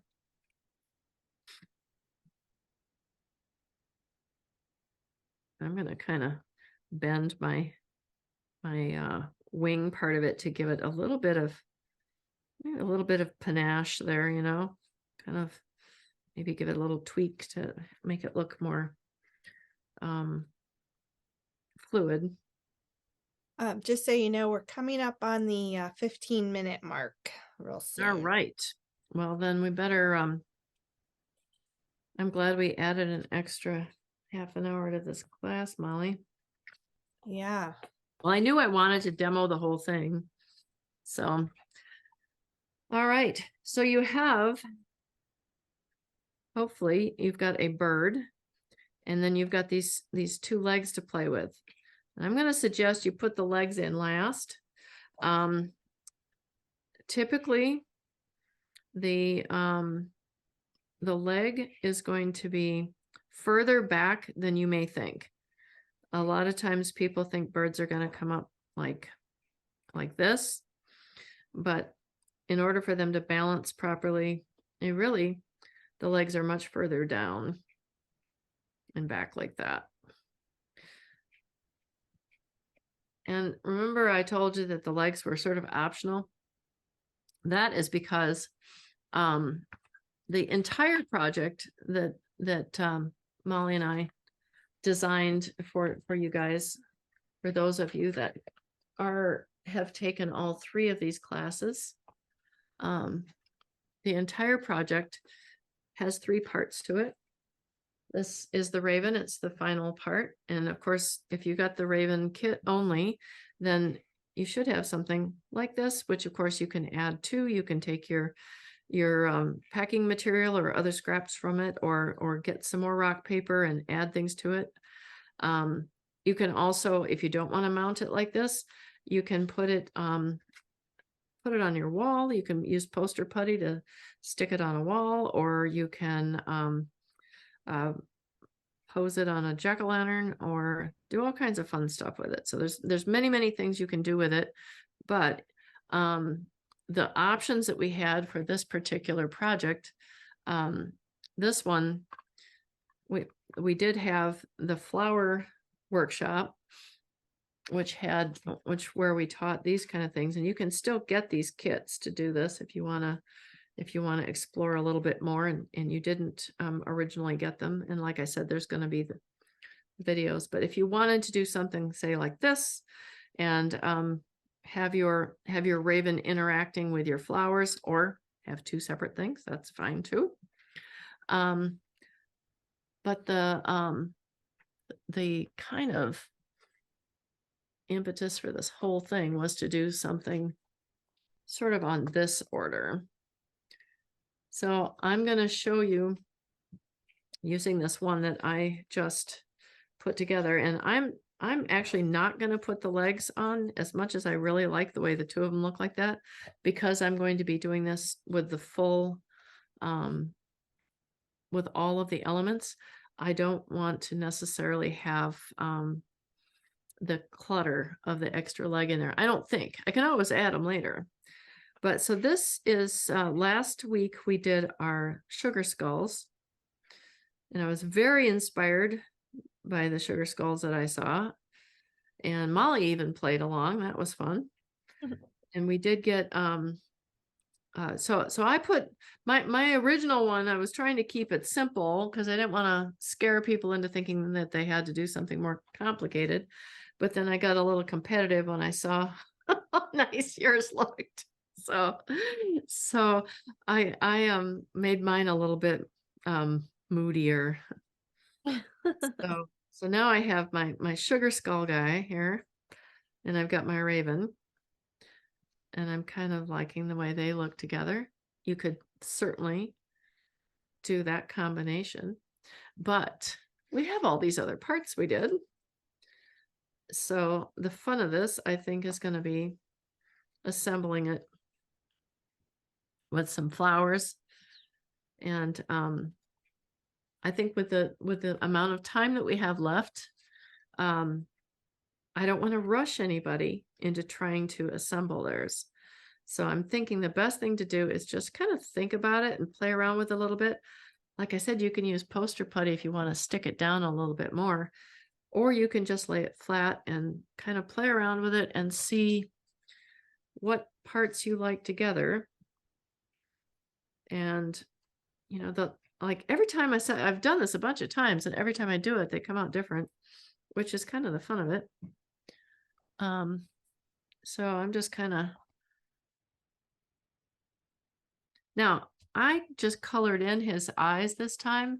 And now that I see it on the blue, I like it better that way. Because the one I did here, I left that open. But if you did leave it open and you've got a little piece of black left, you can slip some black in behind there too. So it kind of depends on how your sugar skull turned out. But this kind of shows some different ideas of some ways that, where's my calla lilies? Oh, here we go.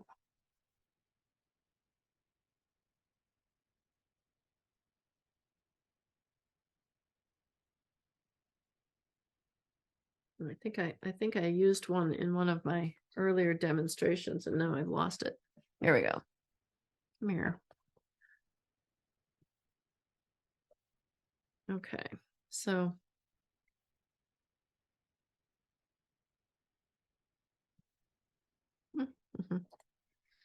so I obviously could play around all day, rearranging and arranging and whatnot.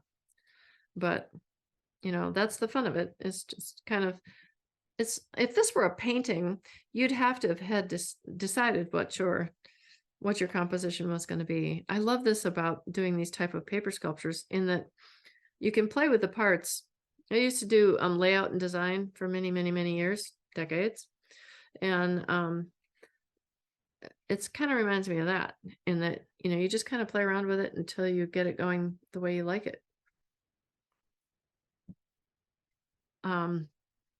So I think the glue up of the demonstration I did of the glue up of the bird itself, all that relates to how you would do your completed project. If you wanted to add a lift to the sugar skull, you certainly could do that. It could be kind of fun even having him in front of it like that. So just decide what's important to you. But you see why I'm kind of hesitant to use the legs on this part of it, because they always kind of end up, I don't know, they end up kind of clawing his head. So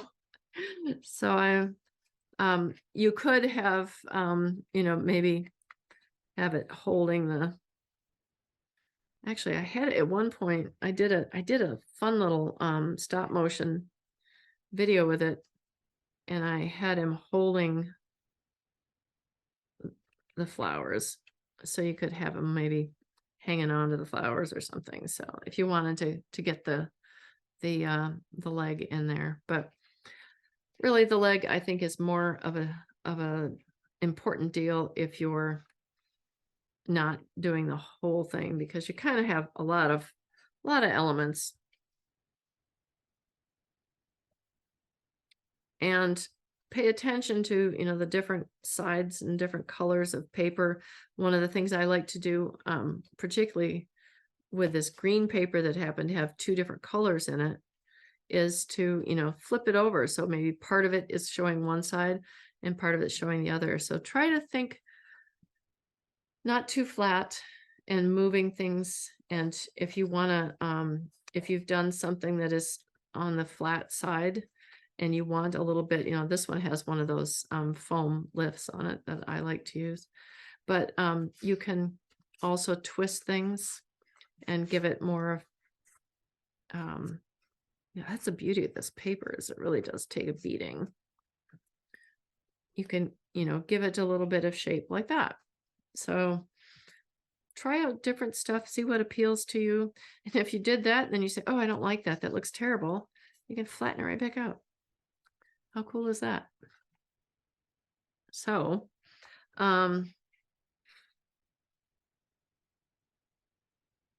does anybody have any questions about the assembly? I know I kind of breezed through this part of it. Yeah, I- I mean, would you glue the legs on? Show us how you do that. Sure. You don't have to glue it, just position No, it I can again. do it. Yeah, no problem. I'm glad you said that, because that's a good point. So you do want to, as I said, they're pretty far back on the bird. You don't want to come up, they don't want to come out of the middle of the breast. And think Mhm. about how your bird is going to be standing. If your bird is, well, you can see okay on that gray. Yeah, that looks all right. All right. So if your bird is sort of going to be this way, and you know that that's how you want it, then you kind of want to think about the balance of it. Now, let's say you're going to have the bird standing sort of like this, and you kind of want that elbow joint there to show.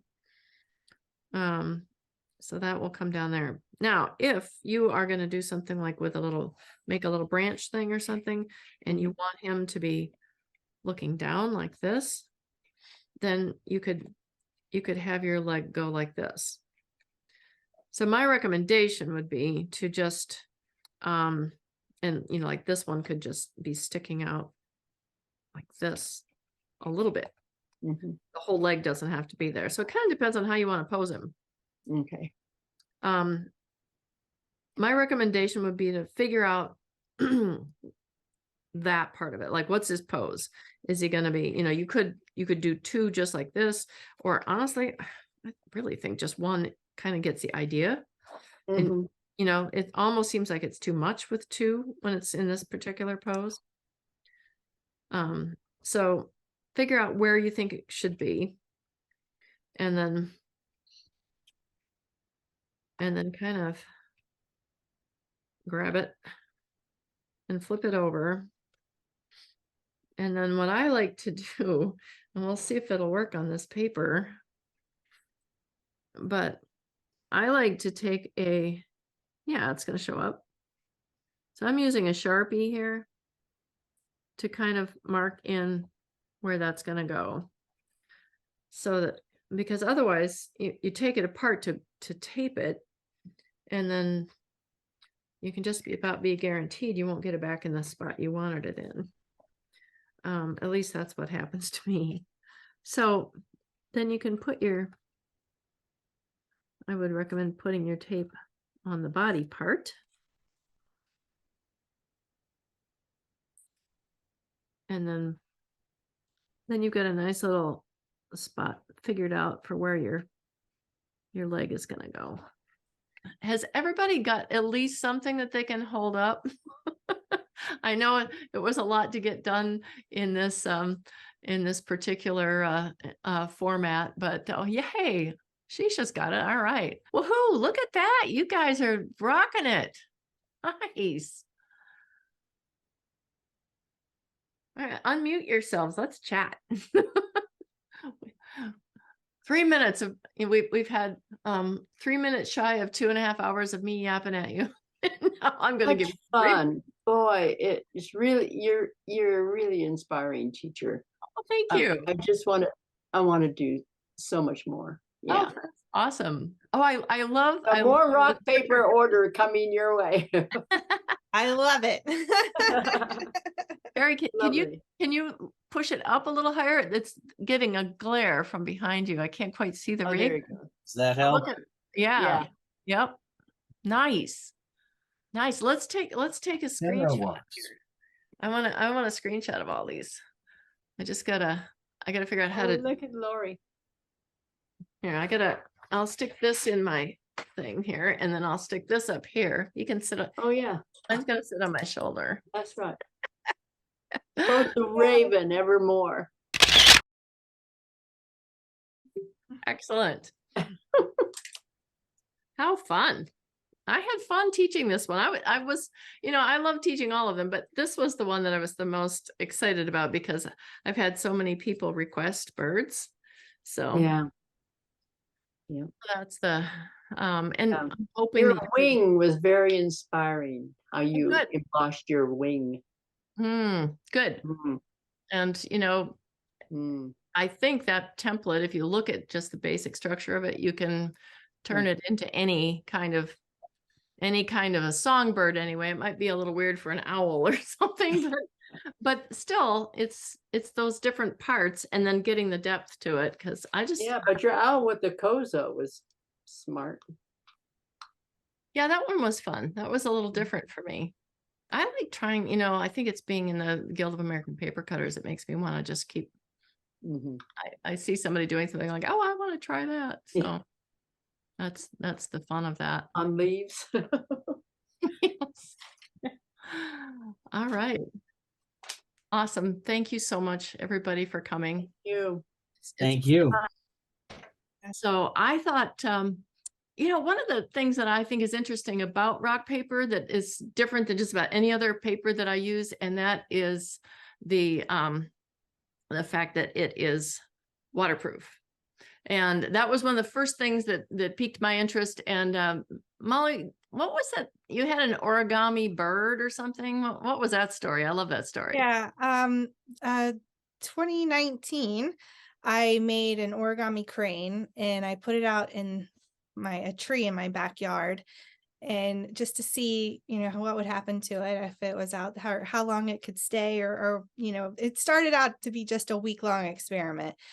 And it's still outside. The tree, unfortunately, had to be cut down because it had some kind of weird fungus. And so that was a sad story, but we still have the crane, and he's sitting in a flower pot right now, but he's still out there and going strong. It was kind of a fun little thing. We had a competition to find out, or for people to name him, and so his name eventually became Noodle. So he's Noodle the origami crane. It's kind of a Awesome. house pet. I love that. That must have been fun interacting with the people. Yeah. So what do you like best about being your own boss there at Rock Paper Store? Well, it's a lot of fun. I enjoy it. I think one of my favorite parts of it is meeting all of the new, all the other artists and seeing what, everyone else is doing with it, because I'm just constantly amazed by the things that people create with it. And that is definitely my favorite part of this business. That's cool. So, do you sell only online? I know that, but do you have other outlets like Etsy and such, right? Right. Yeah. I have the website and I have an Etsy store. that was just a way to reach a broader audience to get it out there further. So Is it the same stuff? Like if you, Yes. so if you looked on one, it would be available on the other? Yeah. Okay. Yes. Okay. And I never knew how that worked. Yeah. Yeah. I mean, there are some things that, so like I may sell out of something on Etsy and it's still available on the website or whatever, but other than that, it's basically the same stuff. So when we want to get a hold of you, it's info@RockPaper.store. And if anybody needs to get a hold of me, it's Wendy Bale, Art First. That's art1st.com.